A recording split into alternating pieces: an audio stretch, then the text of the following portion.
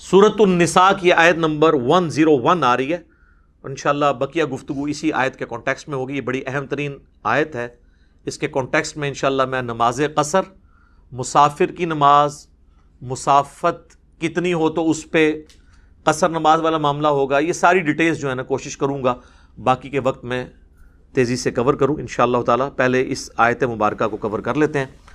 وَإِذَا ضَرَبْتُمْ فِي الْأَرْضِ، اور جب تم زمین میں سفر کرو، فَلَيْسَ عَلَيْكُمْ جُنَاحٌ، تو تم پر کوئی حرج نہیں ہے، کوئی گرفت نہیں ہے، کوئی حرج نہیں ہے، أَن تَقْصُرُوا مِنَ الصَّلَاةِ، کہ تم نماز میں قصر کر لیا کرو، یعنی نماز مختصر کر لیا کرو۔ وہ ڈیٹیلز جو ہیں وہ قرآن میں نہیں آئی ہیں، وہ سنت میں ہیں، یعنی صحیح الاسناد احادیث میں۔ اس سے یہ بات پتہ چلی کہ قرآن کی پریکٹیکل ایپلیکیشن ایک مسلمان کے اوپر اس وقت ہوگی جب وہ سنت کو بھی مانے گا، ورنہ وہ قرآن کا بھی منکر ہوگا۔ اسی لیے آیا نا سورۃ النساء کی آیت نمبر 80 میں، مَن یُطِعِ الرَّسُولَ فَقَدْ أَطَاعَ اللَّهَ، جو رسول اللہ کی اطاعت کرتا ہے تو وہ اللہ کی اطاعت کرتا ہے۔ اللہ کی اطاعت اب کرنی ہے، نماز قصر کرو، تو یہاں تو نہ نماز کی پوری رکھتے میں موجود نہیں، قصر کہاں سے کرنی ہے؟ طریقہ بھی کوئی نہیں، وہ سنت کی طرف۔ سنت کو ماننا قرآن کو ماننا ہے، اور کسی چیز کا سنت میں ہونا قرآن کا عیب نہیں ہے، کیونکہ قرآن ہی نے سنت کی طرف ہماری رہنمائی کی ہے۔ قرآن کا ٹاپک عقیدہ ہے، سنت اعمال کو ڈیٹیل سے بیان کرتی ہے، لہذا قرآن کا یہ عیب نہیں ہے کہ اس میں نماز کا طریقہ نہیں ہے۔ وہاں نماز کی فرضیت آئی اور چند ایک احکامات، باقی سنت کی طرف قرآن نے ہماری رہنمائی کی۔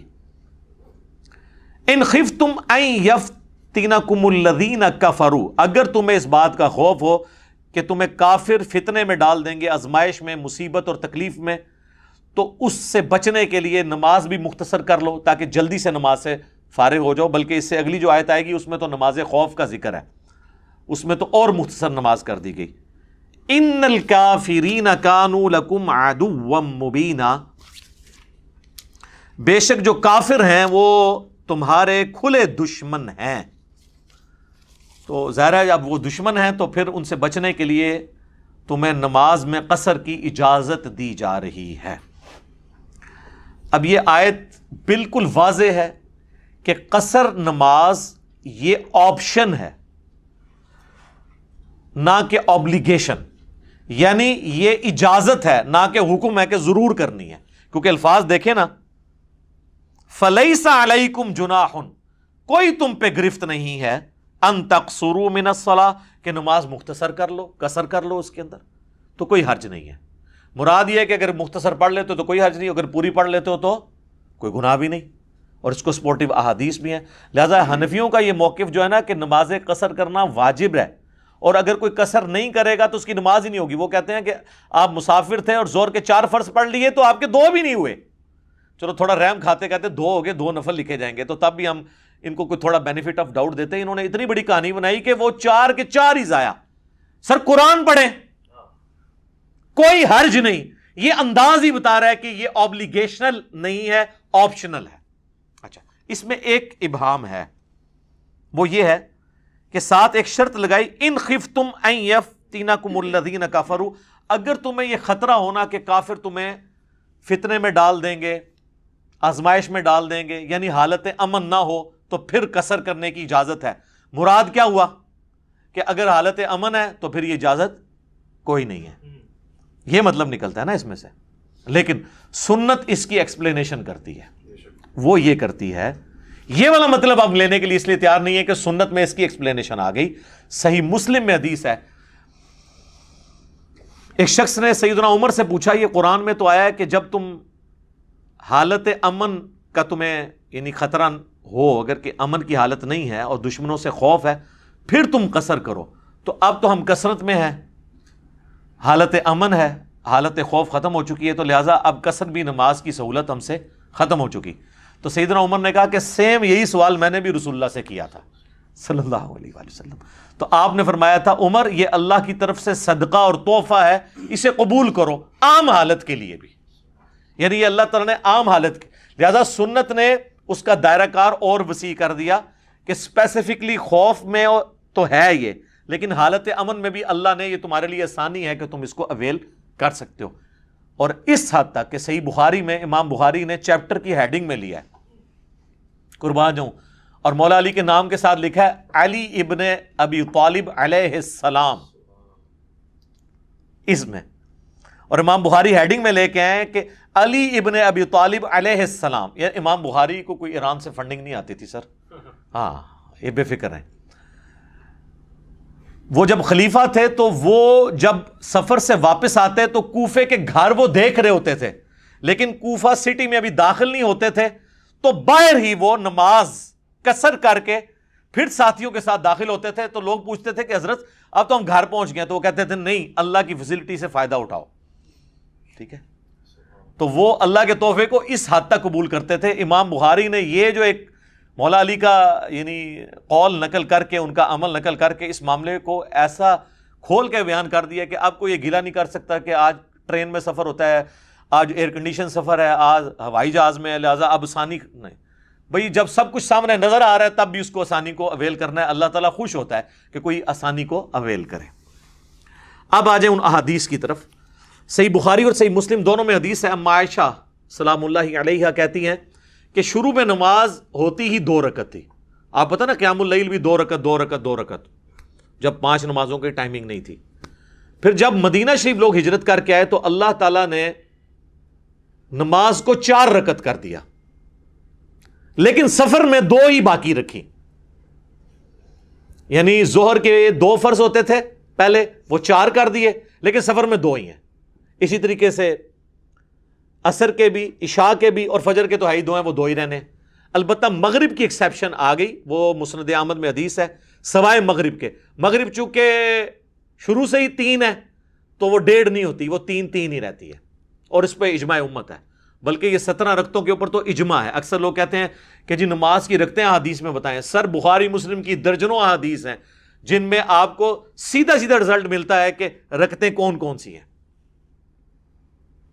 ٹھیک ہے, تو اس کی تو ضرورت ہی نہیں ہے, اجماع امت ہے. جہاں پہ اختلاف ہوگا وہاں ہم بات کریں گے. المستدرک للحاکم میں حدیث ہے, المعجم الکبیر طبرانی میں, کہ میری امت کبھی گمراہی پر جمع نہیں ہوگی. سنی شیعہ اور ان کے جتنے چھوٹے چھوٹے آگے فرقیاں ہیں, سب کا یہی موقف ہے.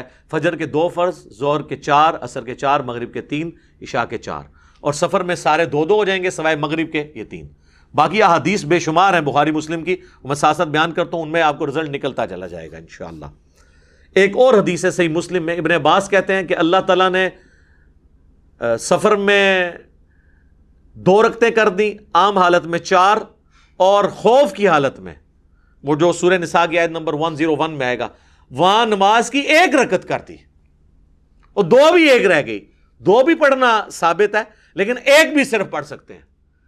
ظہر کی 1 رکعت, عصر کی 1 رکعت, یہ آسانی بھی ہے جنگ کی حالت میں. وہ انشاءاللہ اگلی دفعہ آیات آئیں گی تو میں انشاءاللہ اس کو کور کروں گا. صحیح بخاری اور مسلم دونوں میں حدیث ہے کہ ابن عمر ایک سفر میں تھے تو انہوں نے اپنے ساتھیوں کو 2 رکعت ظہر کی نماز پڑھائی, پھر اپنے حجرے میں واپس آئے تو انہوں نے دیکھا کہ ابھی بھی لوگ کچھ نماز پڑھ رہے تھے. میرے خیال ہے وہ انفی بریلوی, انفی دیوبندی ہوں گے.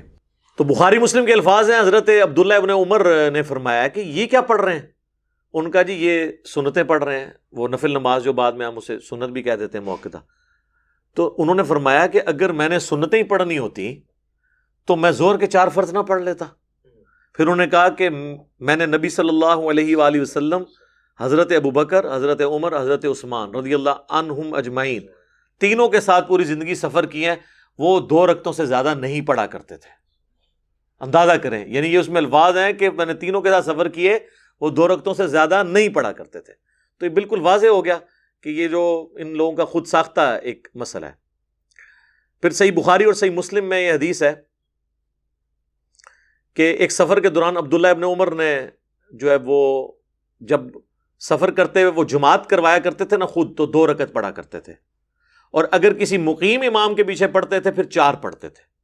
یعنی اگر مسافر امامت کروائے گا نا تو اس نے تو 2 ہی پڑھنے ہیں, اس کے پیچھے مسافر ہیں وہ 2 رکعت پڑھیں گے. لیکن اگر مسافر مقیم کے پیچھے پڑھے گا, جس طرح لوگ حج اور عمرے پہ جاتے ہیں اور وہ یہ مسئلہ پوچھ رہے ہوتے ہیں ادھی پڑھنی ہے پوری, وہ پائی امام کعبہ اور مسجد نبوی کے امام کے پیچھے پوری پڑھنی ہے, ٹھیک ہے نا, وہ تو ایک افضلیت والی چیز ہے, آپ اس کو یعنی حاصل کریں, تو اس میں یہ آپ نے نہیں کرنا.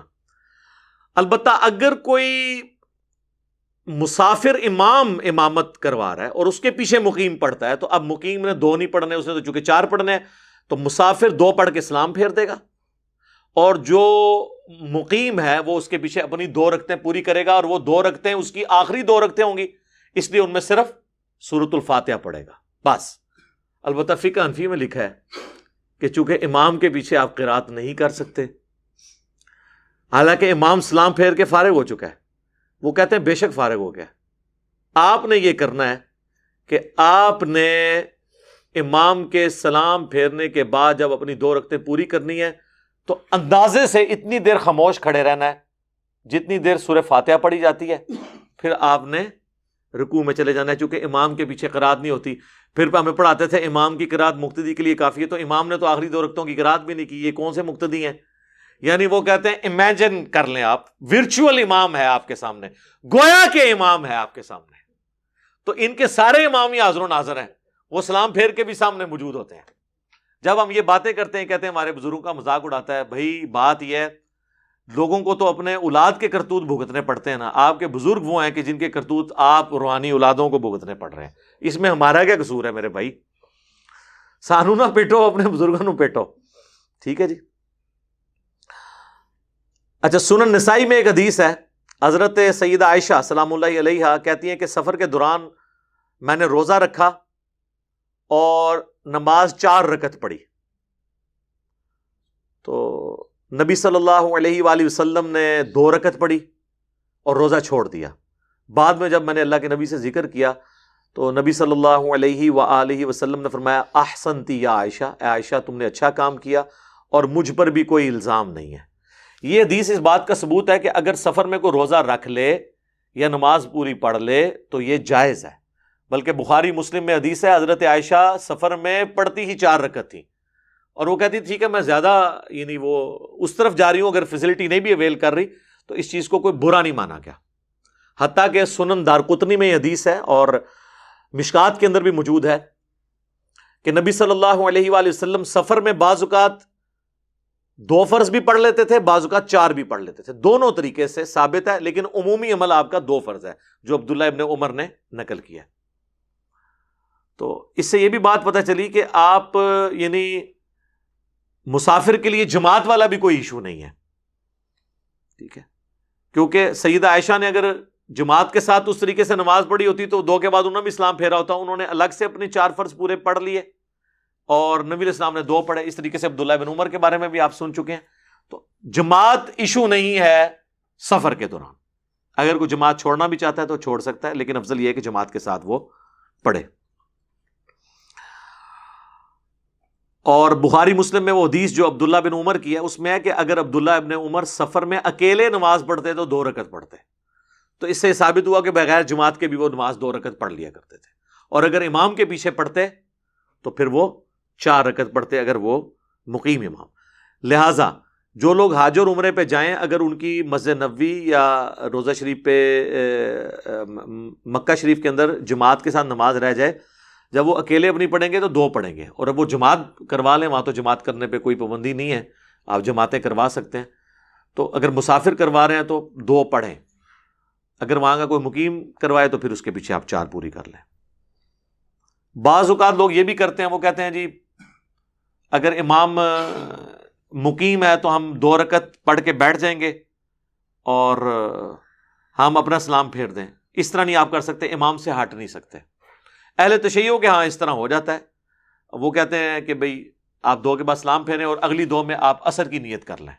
یہاں پہ بھی ہے اس سے ملتا جلتا فقہ حنبلی میں مسئلہ کہ وہ کہتے ہیں ٹھیک ہے 2 پڑھ کے آپ بیٹھے رہیں اور امام کو 4 پڑھنے کا انتظار کریں، اور جب امام چوتھی کے تشہد میں پہنچے تو آپ سکون کریں، اس کو 2 پڑھنے دیں اپنی فالتو، جو آپ کی نظر میں تو وہ فالتو ہیں کیونکہ وہ تو مقیم ہے، تو چوتھی میں پھر آپ اس کے ساتھ ہی تشہد پڑھ کے تو سلام، پھر اینڈ رزلٹ یہی ہے، صرف 2 رکعتوں کا آپ کو فائدہ ہوا، لیکن سلام امام سے پہلے وہاں بھی نہیں آپ پھیر سکتے۔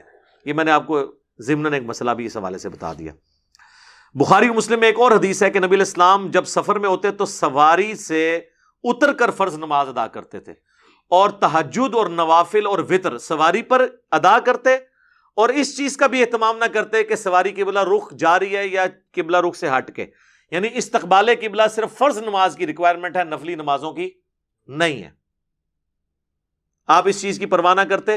اور اس میں الفاظ ہیں سواری میں بیٹھ کے جب آپ نفل یا وتر ادا کرتے تو رکوع اور سجدہ سر کے اشاروں سے کرتے.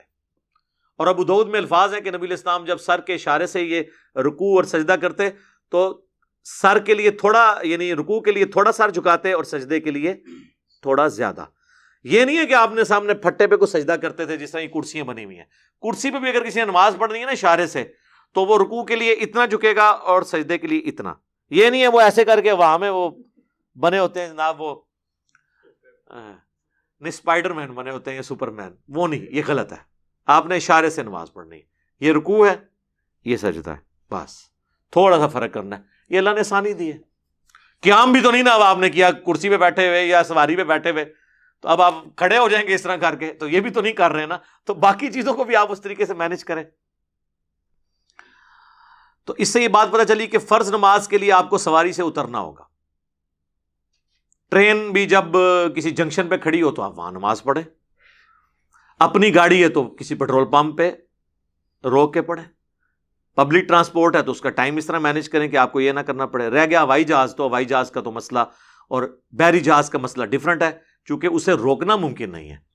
بحری جہاز اگر آپ سمندر میں روک بھی لیں وہ ایک جگہ پہ پھر بھی نہیں رہتا، اور نیچے اتر کے آپ مسلح پانی پہ ڈال کے نماز بھی نہیں پڑھ سکتے. وہ تو بزرگ ہی پڑھ سکتے ہیں، وہ بھی کہانیاں. تو وہ بحری جہاز والوں کے لیے مسئلہ ڈیفرنٹ ہے، وہ اس میں صرف استقبال قبلہ کریں گے، نماز پڑھیں، کوئی ایشو نہیں ہے. ٹرین بھی عموماً سیدھی چلتی ہے، اگر نہ رک رہی ہو تو ٹرین میں نماز پڑھ لیں. ویسے تو ہم نے جو نمازیں جمع کرنے کا آپ کو بتایا اس کے تحت تو 6-7 گھنٹے میں تو کوئی نہ کوئی آپ کا اسٹیشن آ ہی جائے گا. ایسا تو نماز آپ ٹرین کے اندر ہی بے شک پڑھ لیں جب رکی ہوئی ہو، یا نیچے اتر کے آپ اسٹیشن پہ پڑھ لیں. ویسے تو ایران کے اندر تو باقاعدہ نماز کی ٹائمنگ میں وہ ٹرینیں رکتی ہیں اور باقاعدہ عورتوں اور مردوں کی نمازوں کی جگہ الگ بنی ہوئی ہے. آپ دیکھیں کتنی ایک ڈاکومنٹریز اپلوڈ ہوئی ہیں، انسان حیران رہ جاتا ہے. تو کاش ہمارے ملک میں بھی یہ سارا سلسلہ ہوتا تو یہ آسانیاں ہو جاتی. صحیح بخاری اور صحیح مسلم میں ایک اور حدیث ہے کہ نبی علیہ السلام فتح مکہ اور غزوہ تبوک کے موقع پر آپ جب سفر میں تھے آپ نے ظہر اور عصر کی نماز کو جمع کر کے پڑھا اور مغرب اور عشاء کی نماز کو جمع کر کے پڑھا. تو سفر میں آپ کی روٹین تھی کہ نمازیں جمع کرتے تھے مینج کرنے کے لیے. بلکہ جامع ترمذی میں، سنن ابی داؤد میں اور مشکات میں موجود ہے کہ نبی علیہ السلام تینوں طریقے سے نماز کو جمع کرتے تھے. آپ اگر ظہر کا وقت داخل ہونے کے بعد سفر شروع کرتے تو ترمذی کے الفاظ ہیں آپ علیہ السلام ظہر اور عصر کٹھی پڑھتے اور پھر سفر پہ نکل جاتے.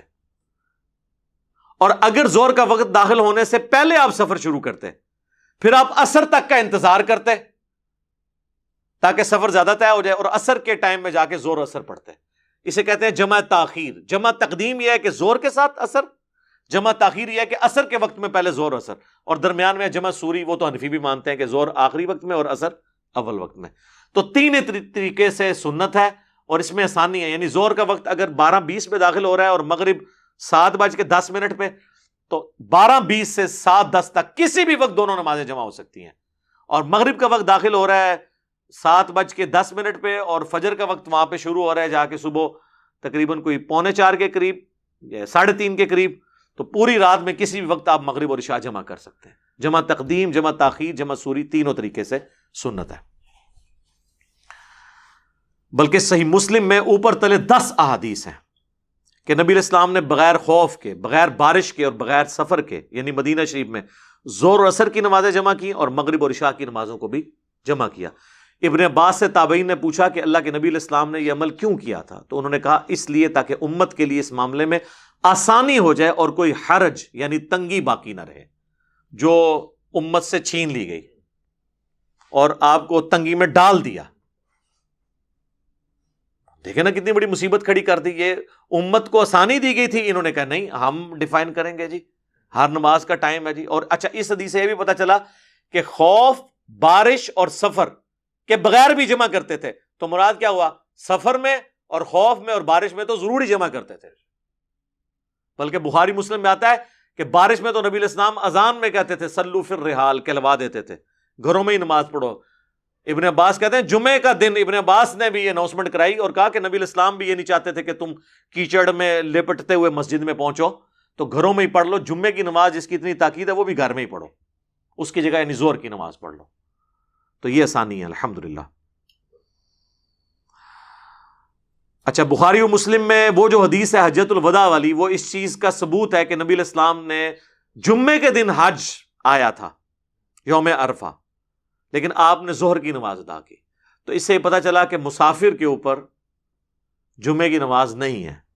پڑھ لے تو جائز ہے، لیکن وہ بھی حج والا جو معاملہ ہے اس میں تو نہیں کرے گا. حج کی تو یہ خصوصیت ہے کہ وہاں تو آپ نے مسجد خیف کے اندر آپ دیکھیں، اور ادھر دوسری وہ جو مسجد نمرہ ہے عرفات کے اندر، اس کے اندر یعنی جمعہ جب آتا ہے، چاہے وہ یوم عرفہ کو آئے یا باقی حج کے دنوں میں آئے، تو جمعے کی نماز نہیں ہوتی.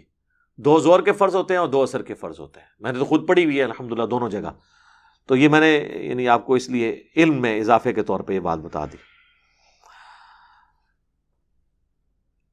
باقی حنفیوں کے نزدیک تو یہ ہے کہ آپ نے چونکہ وہاں پہ اگر 15 دن سے آپ کا کم قیام ہے پھر تو آپ قصر پڑھیں گے، اگر اس سے زیادہ ہے تو آپ پوری پڑھیں گے.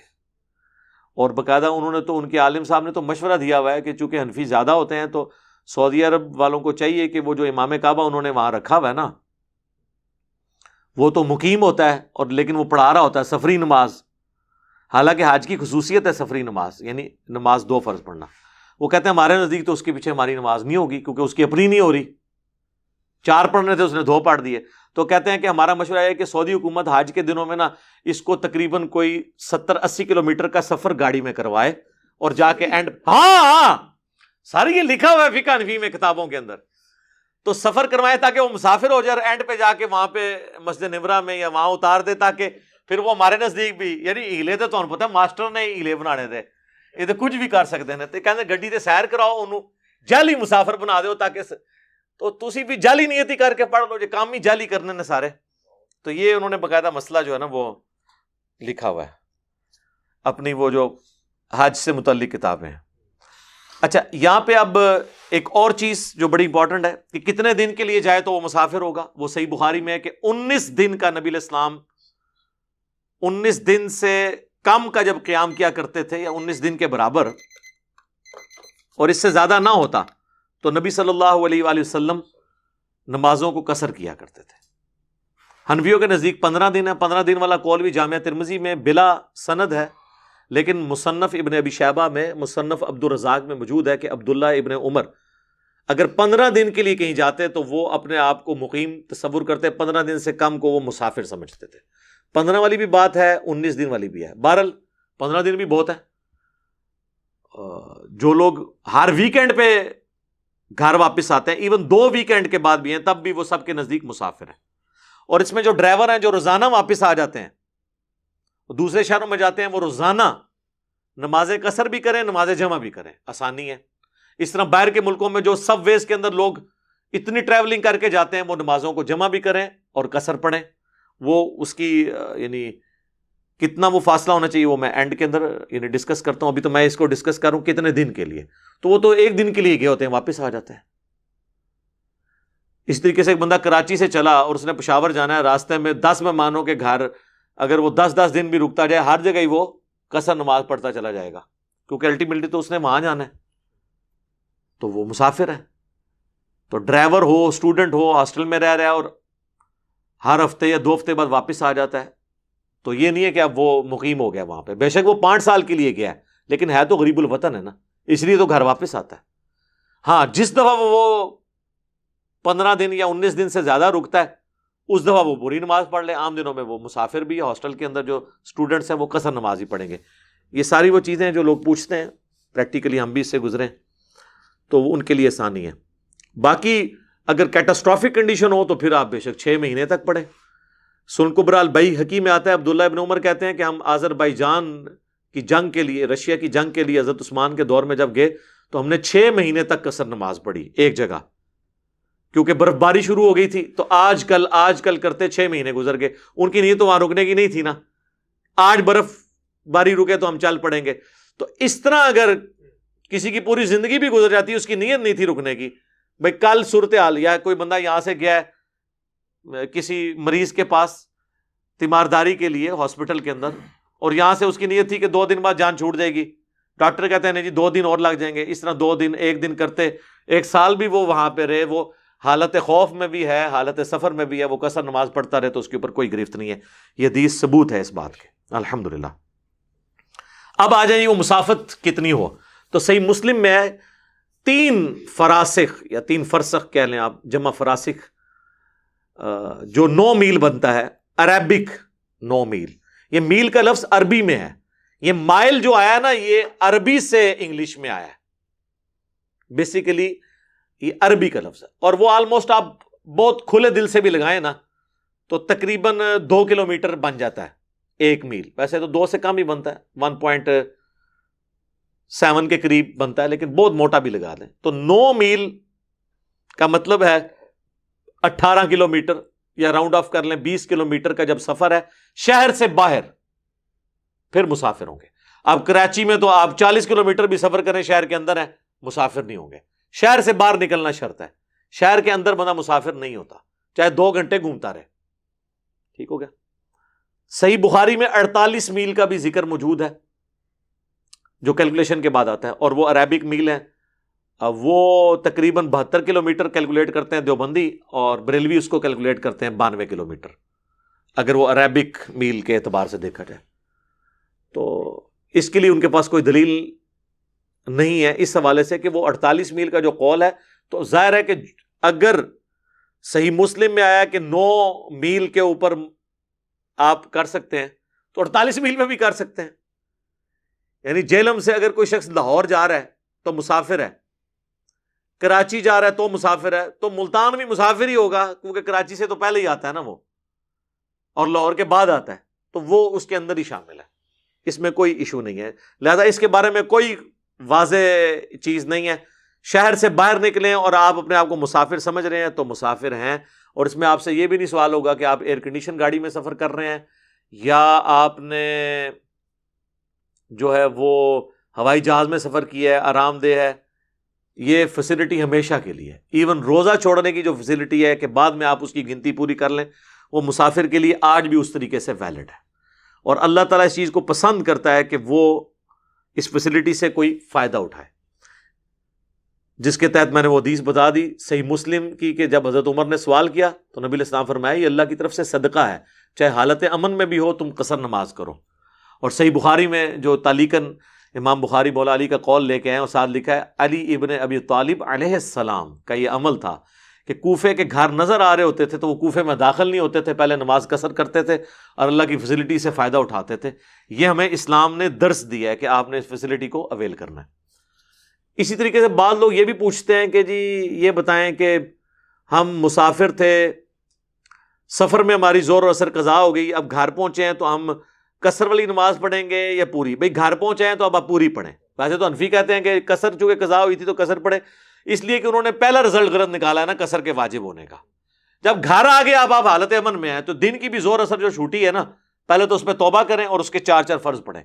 اور چھوٹنی تو چاہیے نہیں. جب اتنا سپین ہے کہ زور کا وقت داخل ہونے سے لے کے مغرب تک آپ پڑھ سکتے ہیں، زور و اثر کو جمع کر سکتے ہیں، اور سفر میں تو سنت ہے، اور مغرب کا وقت داخل ہونے سے لے کے فجر کا وقت داخل ہونے تک پورا آپ پڑھ سکتے ہیں. یہ جو بعض لوگ کہتے ہیں نا شاہ کا وقت آدھی رات تک رہتا ہے تو وہ افضل وقت ہے. اس پہ میری ویڈیو ریکارڈ ہے، وہ صحیح مسلم کی حدیث افضل وقت کے لیے ہے. باقی حضرت ابو ہریرہ سے موجود ہے رضی اللہ تعالیٰ عنہ، شرح معانی الاثار جسے طحاوی شریف کہتے ہیں، کہ وہ کہتے تھے کہ جس شخص نے فجر کا وقت داخل ہونے سے پہلے عشاء کی نماز پڑھ لی تو اس نے کوئی اس میں دیری نہیں کی ہے. تو حضرت ابو ہریرہ ہی ان حدیثوں کے راوی ہیں جس میں نماز کی ٹائمنگ آئی ہے. تو لہٰذا آدھی رات تک جو عشاء کا وقت رہتا ہے جو صحیح مسلم میں ہے وہ افضل وقت ہے. ٹھیک ہے، بلکہ افضل وقت تو ہے کہ آپ رات کو لیٹ سے نماز پڑھیں، لیکن ہم تو عموماً جلدی پڑھتے ہیں تو افضلیت غیر افضلیت کا مسئلہ ہے. باقی فجر کا وقت داخل ہونے تک آپ تو اتنے بڑے سپین میں آپ کو ٹائم مل جائے گا نماز پڑھنے کا. یہ نماز تو قضا ہو ہی نہیں سکتی. یہ تو بالکل لیم ایکسکیوز ہے. لوگ کہتے ہیں نہیں ہم نوکری کرتے ہیں جی وہاں ٹائم ہی نہیں ملتا نماز کا، تو گھر آ کے اکٹھی نمازیں پڑھ لیں. تو میں ان سے پوچھتا ہوں کہ ٹائلٹ جانے کا بھی ٹائم نہیں دیتے آپ کو؟ کہتے ہیں اتنا دیتے ہیں. تو میں نے کہا یار 2 فرض پڑھنے میں کتنا ٹائم لگتا ہے؟ زور اثر کے 2 فرض پڑھنے میں کتنا ٹائم لگتا ہے؟ وضو آپ کا ہو تو وہیں پہ آپ پڑھ لیں تھوڑی دیر کے لیے وقفہ کر کے. ٹھیک ہے، تو وہ اب تو خیر یہ بڑی آسانی اس معاملے میں ہو گئی ہے، وہ ٹالرنس ہے نماز کے لیے، یورپ امریکہ میں آپ کو ٹائم دے دیتے ہیں، آپ اس چیز کو اویل کریں اور یہ بہانے بنانا چھوڑ دیں کہ جی ہم کوئی اتنے دنیا کے مصروف آدمی ہیں، تو آپ پھر چھوڑ دیں۔ اور کئی لوگ اتنے بولے ہوتے ہیں، وہ کہتے ہیں نہیں فجر کی نماز کو بھی زور کے ساتھ جمع کر لیں، نہیں سر، زور اور اثر جمع ہوگی، مغرب اور عشاء جمع ہوگی، جسے ظہرین اور مغربین بھی کہا جاتا ہے۔ ایک ملکین بھی ہے، وہ بھی چلیں as a last resort, prime minister ہوں، آرمی چیف ہیں، وہ پڑھ سکتے ہیں کہ وہ مغرب کا وقت داخل ہونے سے آدھا گھنٹہ پہلے زور اثر جمع کر لیں، اور جیسے ہی مغرب کا وقت داخل ہو مغرب عشاء جمع کریں، یعنی 30-40 منٹ کے سپین میں اپنی 4 نمازیں وہ پوری کر لیں۔ تو وہ مستقل بھی روٹین بنا لیں، تو ان کی روٹین ایسی ہے، ان کی جو مصروفیات ہیں اس کے اندر ان کے لیے کوئی اجازت والی گنجائش ہو سکتی ہے۔ باقی عام آدمی کے لیے تو یہ نہیں ہے کہ وہ اپنی روٹین بنا لیں، افضل یہی ہے کہ چاروں نمازیں اپنے الگ الگ وقت میں پڑھیں، فجر تو ویسے ہی علیحدہ ہوتی ہے، لیکن اگر کوئی مجبوری کی وجہ سے اس کو روٹین بناتا ہے عام حالت میں بھی، تو وہ ثابت ہے، وہ آپ پڑھیں، نماز پڑھیں صحیح، اور اس میں بھی خالی فرض پڑھ لیں تو کافی ہے۔ اور مسافر ہیں، نوکری پیشہ ہیں، آپ روزانہ شہر سے باہر 20 کلومیٹر جاتے ہیں سب وے کے ذریعے، چاہے وہ آپ 5 منٹ میں پہنچتے ہیں چاہے 1 گھنٹے میں پہنچتے ہیں، اگر آپ نے وہ سفر طے کر لیا ہے آپ وہاں نمازیں جمع کریں اور گھر آ کے مغربی عشاء جمع کر لیں، پوری رات آپ کے پاس پڑی ہے، جس وقت مرضی جمع کریں، تو یہ دین میں وہ آسانی ہے۔ اور میں آپ کو بتاؤں یہ سب کانٹیننٹ میں ایشو ہے، ادروائز آپ عرب ملکوں میں سفر کریں، یہ جب لوگ حج عمرے کے لیے جاتے ہیں تو وہ تو ڈرائیور ٹرینڈ ہیں، وہ آپ کو جب زور کے وقت گاڑی مکے سے مدینے کے لیے چلتی ہے نا، یا مدینے سے مکے کے لیے، تو وہ ڈرائیور کہہ دیتا ہے کہ بھائی زور اثر جمع کرو، اب میں رات کو جا کے گاڑی روکوں گا، کیونکہ سنت یہی ہے۔ پھر رات کو بھی پھر جا کے وہ عشاء کے وقت میں روکتے ہیں اور کہتے ہیں اب جمع تاخیر پڑھ لو مغرب اور عشاء۔ وہاں کی روٹین ہے، ان کو پتا ہے کہ ادھر تو نماز جو ہے نا اتنی بڑی انہوں نے دماغ کے اوپر سوار کی ہوتی ہے، گاڑیاں رکوا رہے ہوتے ہیں، ہم خود رکواتے رہے۔ اور پاکستان جیسے ملک میں ایک بندہ فیملی کے ساتھ پرائیویٹ سفر کر رہا ہے ویگن کے اندر یا بس کے اندر، اور آپ گاڑی رکوائیں نماز کے لیے، تو آپ تو سب لوگوں کو تھریٹ پہ لگا رہے ہیں کہ وہ کوئی ڈاکو لوٹ لیں گے، ان کو گاڑی چلنے دیں، تا وقت ہے کہ آپ کسی مین سٹی میں نہ پہنچ جائیں، وہاں جا کے نمازیں جمع کریں۔ 5 منٹ بعد گاڑی رکوانے کا کوئی تک ہی نہیں بنتا، نماز قضا ہو ہی نہیں سکتی۔ اتنا لمبا سفر کس نے کرنا ہے کہ 6-7 گھنٹے گاڑی ہی نہیں رکے گی؟ یہاں لوگ 1.5 گھنٹے کے سفر میں گاڑیاں رکوا رہے ہوتے ہیں۔ بھائی گھر جا کے پڑھ لینا، مغرب عشاء جمع کرنا، پوری رات پڑی ہوئی ہے، زور اثر ہے تو زور کے ساتھ ہی اثر پڑھ کے نکلو۔ گاڑیاں رکوا رہے ہوتے ہیں اور پھر اتنی بڑی ٹینشن میں لوگوں کو ڈالتے ہیں، صرف دینی مسئلہ نہ پتہ ہونے کی وجہ سے۔ بارہ میرا الگ سے ایک کلپ ہے، نمازوں کو جمع کرنا حرام سوالیہ نشان، وہ آپ دیکھ لیں تو انشاءاللہ آپ کو یہ معاملہ کلیئر ہو جائے گا۔ اللہ تعالیٰ سے دعا ہے جو حق بات میں نے کہی اللہ تعالیٰ ہمارے دلوں میں راسخ فرمائے، اگر جذبات میں میرے منہ سے کوئی غلط بات نکل گئی اللہ تعالیٰ ہمارے دلوں سے اسے دھو دے، ہمیں معاف بھی فرما دے، ہمیں کتاب و سنت کی تعلیمات پر عمل کر کے دوسرے بھائیوں تک پہنچانے کی توفیق عطا فرمائے۔ سبحانک اللہم و بحمدک، اشہد ان لا الہ الا انت، استغفرک و اتوب الیک، وما علینا الا البلاغ المبین۔ جزاکم اللہ خیر۔